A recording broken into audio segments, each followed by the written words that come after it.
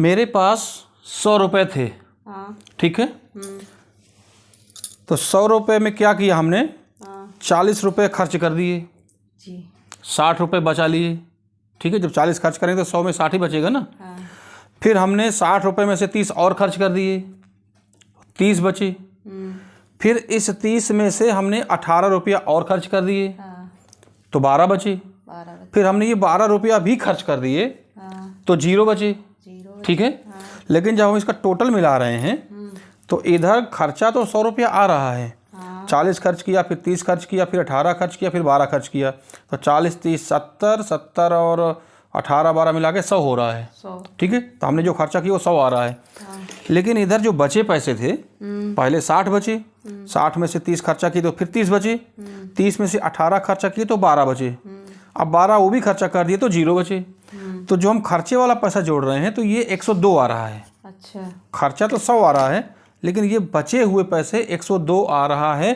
तो ये 2 रुपया ज़्यादा क्यों आ रहा है, आपको ये बताना है। अच्छा। आज का सवाल समझ गए आप। हाँ। 100 रुपया थे हमारे पास, हाँ। हमने कुछ सामान लिया तो ये बचे, फिर सामान लिया तो ये बचे, फिर सामान लिया तो ये बचे, फिर सामान लिया तो कुछ नहीं बचा। तो दोनों का टोटल तो 100, इधर भी 100 रुपया आना चाहिए और इधर भी 100 रुपया ही आना चाहिए। लेकिन ये 2 पैसे बढ़ रहे हैं, 2 रुपये जो बढ़ रहे हैं, ये क्यों बढ़ रहे हैं, हमको इस बात का जवाब देना है आपको आज। अगर आपने जवाब में दे दिया हमारे, तो ये 200 रुपया जो है ना इनाम है इस सवाल का। तो एक क्यों बचे, कैसे आप उसको समझ लीजिए, फिर इसके बाद जवाब दीजिए। हाँ। आपको प्रश्न समझ में आ गया ना, आप उत्तर दीजिए कि ये 2 रुपया क्यों बच रहे हैं, हाँ। कहाँ से बच रहे हैं ये। 60 30 90 जी, और 90 और 12 तो 102 102 हो रहा है, जबकि इसको भी 100 होना चाहिए। 100 ही ये 100 हो रहा है तो ये भी 100 होना चाहिए। तो ये 102 क्यों हो रहा है, यही प्रश्न है जो कि आपको जवाब देना है। और आपने जवाब दे दिया तो ये 200 रुपये आपके हैं, ठीक है। 60 30 90 12 102 तो 2 रुपया क्यों बढ़ रहे हैं, बोलिए। तो आपकी जेब में पड़े होंगे ना 2 रुपये पहले से ही।